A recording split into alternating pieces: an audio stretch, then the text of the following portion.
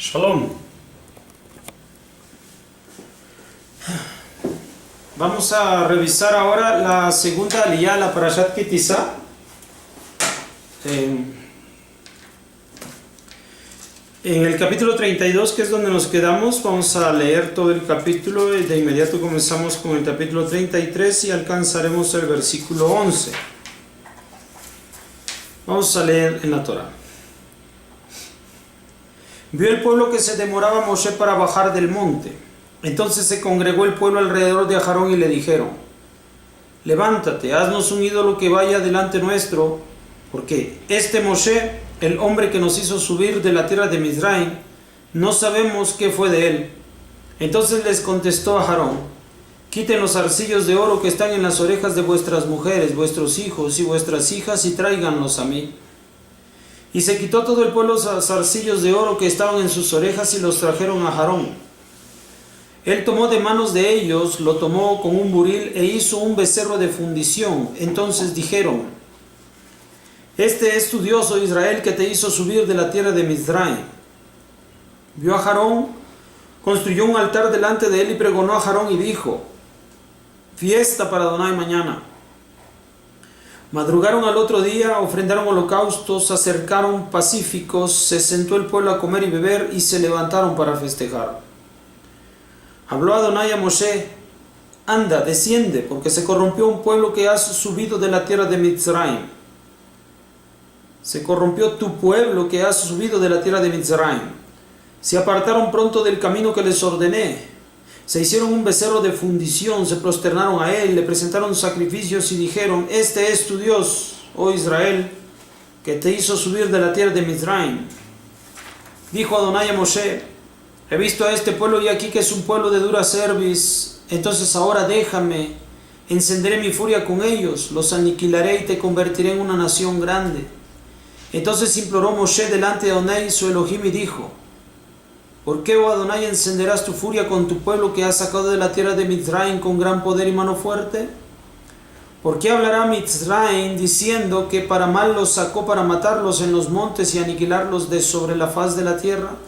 Vuélvete de tu furia y desiste del mal a tu pueblo. Recuerda a Abraham, a Isaac y a Israel tus siervos, que les juraste por ti y les dijiste: habré de aumentar vuestra descendencia como las estrellas del cielo, y toda esta tierra que hablé entregaré a vuestra descendencia y la heredarán para siempre. Y desistió Adonai del mal que había hablado de hacer a su pueblo.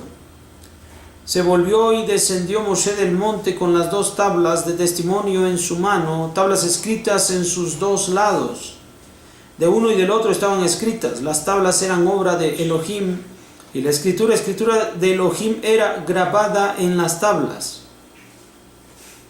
Oyó Joshua la voz del pueblo cuando vociferaba y dijo a Moshe: voz de guerra en el campamento. Y le contestó: no es voz de grito de vencedores, sino es voz de grito de vencidos. Voz de griterío yo oigo. Fue cuando se acercó al campamento que vio el becerro y las rondas, y se enojó Moshe. Dejó caer de su mano las tablas y las rompió al pie del monte. Tomó el becerro que habían hecho, lo quemó en el fuego, lo molió hasta que se pulverizó, lo desparramó sobre la faz de las aguas y dio de beber a los Bené Israel. Dijo Moshe a Aarón: ¿qué te ha hecho este pueblo para que hayas traído sobre él un grave pecado? Y contestó Aarón: no se enfurezca, mi señor, tú conoces al pueblo que en mal camino está. Entonces me dijeron: haznos un ídolo que vaya delante nuestro, porque este Moshe, el hombre que nos hizo subir de la tierra de Mizraim, no sabemos qué fue de él. Entonces les dije: ¿quién tiene oro? Que se quite y me lo dé. Lo arrojé en el fuego y entonces salió este becerro.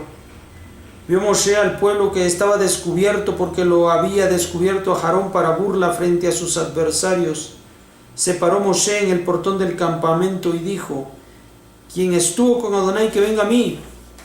Entonces se reunieron con él los hijos de Leví, y les dijo a ellos: así ha dicho Adonai, Eloah de Israel: coloque cada uno su espada junto a su muslo, pasen y vayan de portón en portón dentro del campamento, y mate cada uno a su hermano, cada uno a su amigo, cada uno a su pariente, Hicieron los hombres de Leví como en la palabra de Moshe y cayeron del pueblo en el día aquel como 3000 hombres. Dijo Moshe a los Leví: conságrense hoy para orar, porque cada uno se consagró con su hijo y con su hermano para darles hoy bendición. Sucedió al día siguiente que dijo Moshe al pueblo: ustedes han cometido un grave pecado, pero ahora subiré a Adonai, quizás podré expiar vuestro pecado.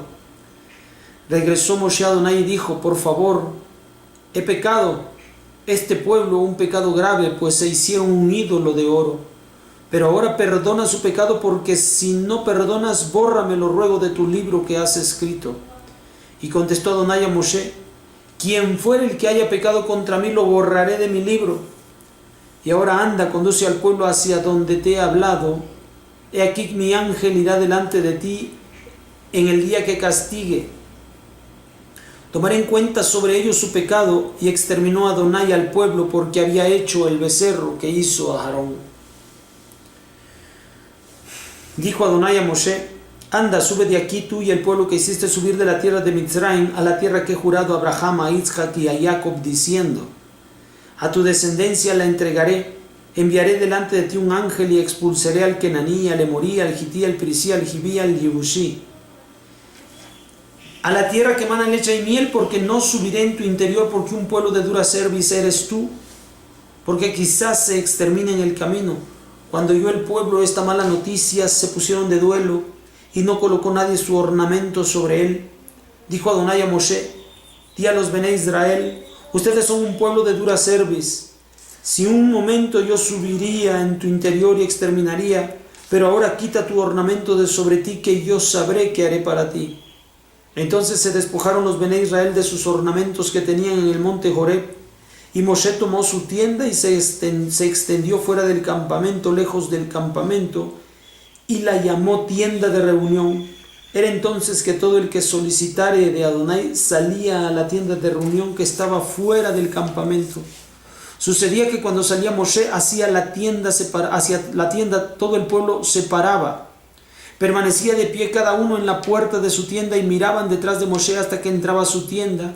Y ocurría que cuando entraba Moshe a la tienda, descendía una columna de nube, se paraba en la puerta de la tienda y hablaba con Moshe. Cuando veía todo el pueblo que la columna de nube estaba parada en la puerta de la tienda, se paraba todo el pueblo y se prosternaba cada uno a la puerta de su tienda. Y hablaba Adonai a Moshe cara a cara, como habla un hombre con su prójimo. Luego volvía al campamento y su asistente, el joven Joshua ben Nun, no se movía de dentro de la tienda. Esta es la aliyá 2 de la Parashat Ki Tisa. Y habla de este momento tan triste en el cual el pueblo de Israel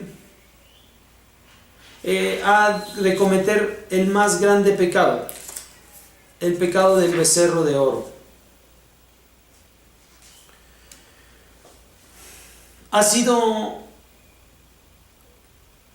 conmovido a Aarón, pues Moshe ha subido a hablar con Hakadosh Baruj Hu en Har Sinai. Esta condición en la cual nosotros ya habíamos visto que debía el pueblo de Israel contemplar la majestad tal como lo estaba haciendo Moshe Rabenu, pero no quiso. Consecuentemente se hizo un cerco para evitar que el pueblo de Israel contemplara la presencia divina que había rechazado. Así que por rechazar la presencia divina hay un cerco. Entiéndase también por lo que muchas veces se difunde como un cerco a la Torah. Luego entonces, detrás de ese cerco, el pueblo de Israel se encontraba en una situación todavía de conexión con Mitzrayim, con Egipto. Esta separación por el cerco precisamente promovía más el estado en el pueblo de Israel. De pronto, cuando Moshe Rabenu está en elevación y el pueblo se encuentra del otro lado del cerco, se empieza a oír el deseo, pensando que Moshe Rabenu había perecido, en que se levantara y se erigiera un líder, un Dios, que representara o que hiciera las de el libertador del pueblo de Israel de Mitzrayim.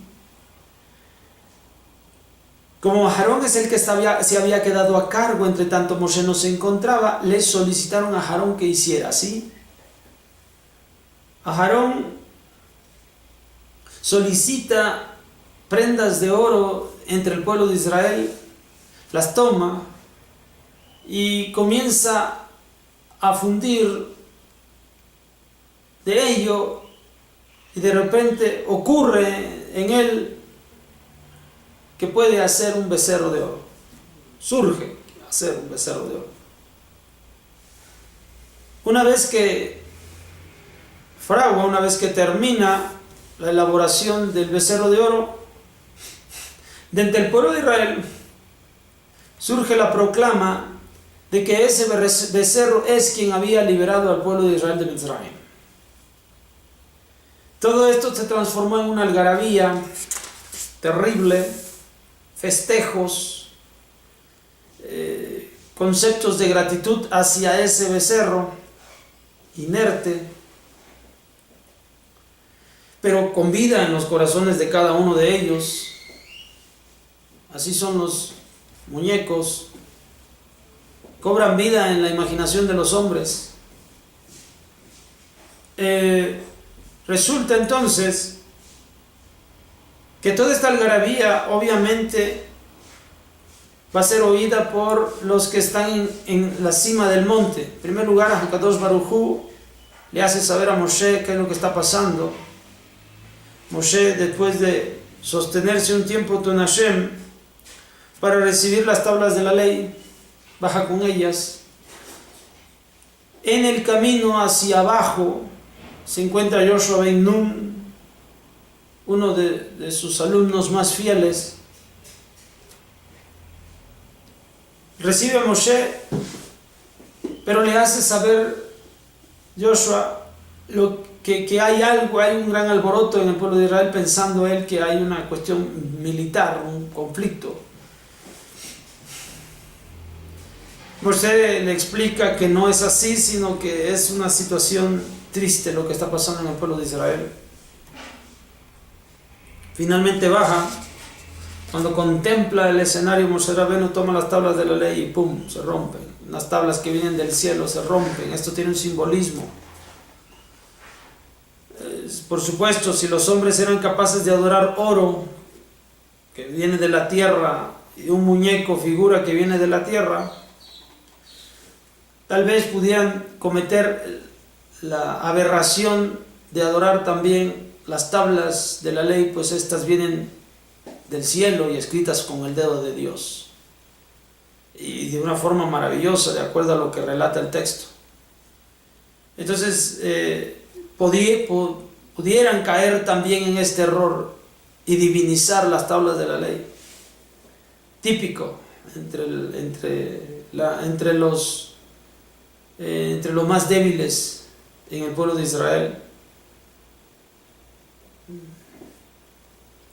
Finalmente, todo esto ocurre. Moshe reconviene a Aarón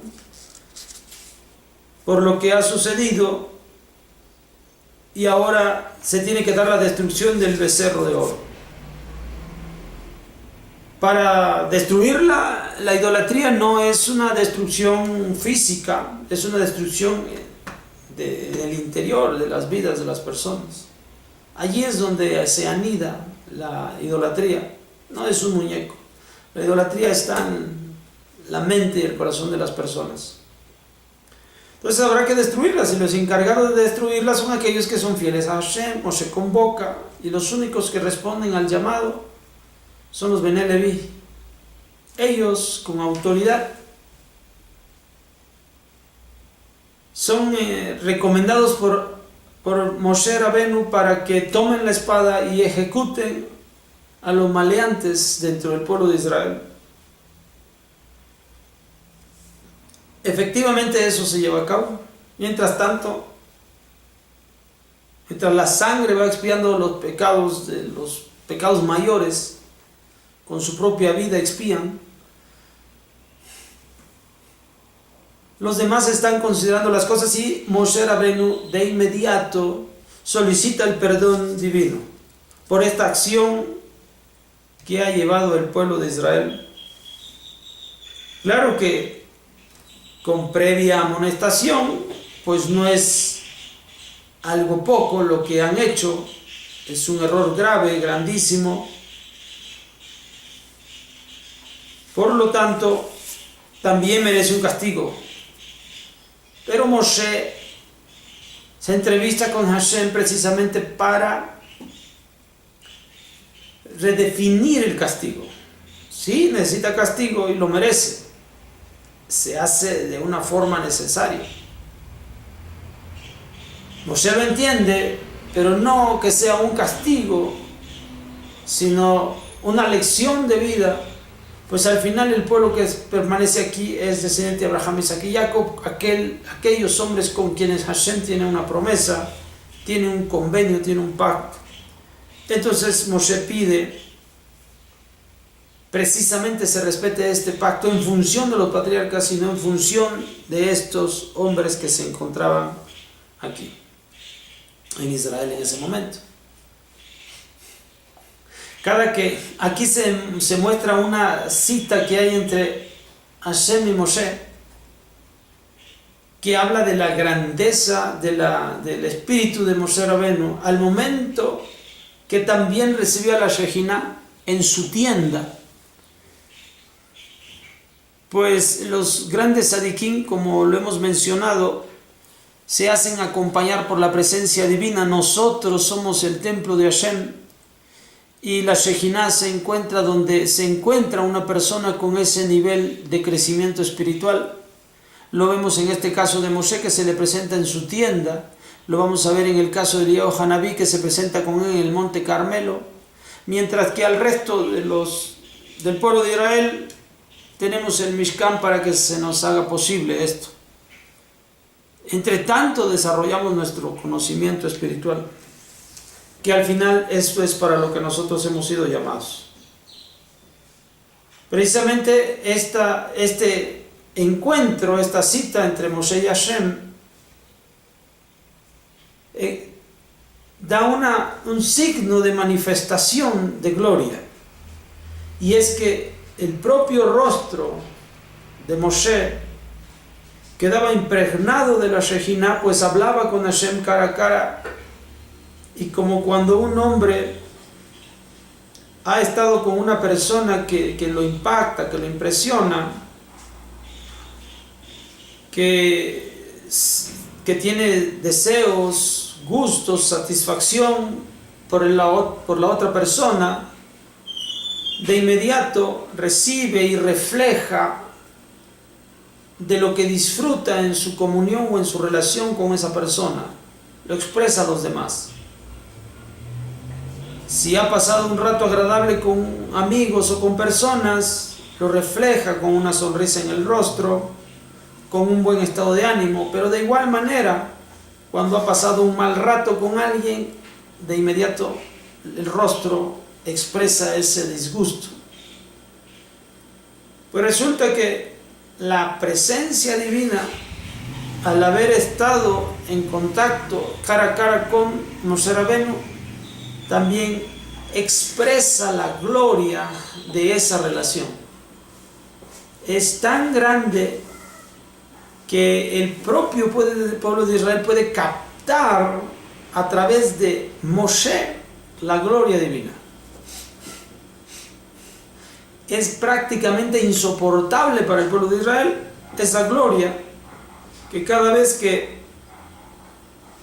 que Moshe Rabenu se separaba de este diálogo en su tienda con Hashem, había que usar una máscara que evitara que el resplandor de gloria provocara algo en el resto del pueblo de Israel. Bueno, de este tamaño es la grandeza de la Shejina. de este tamaño también es la grandeza de Moshe Rabenu, y la vemos manifestarse perfectamente en el momento en el cual él mismo solicita ser quitado del libro de la vida a cambio de que permanezca el nombre de todos los hijos de Israel sobre él. Este es las dimensiones que tiene este gran hombre, razón por la cual entre nosotros es conocido como Moshe Rabenu. Bien, este es lo que tiene la segunda aliyá para nosotros de la Parashat Ki Tisa. Espero que todos estemos aprendiendo algo bueno de esto y nos vemos para la tercera aliyá. Shalom.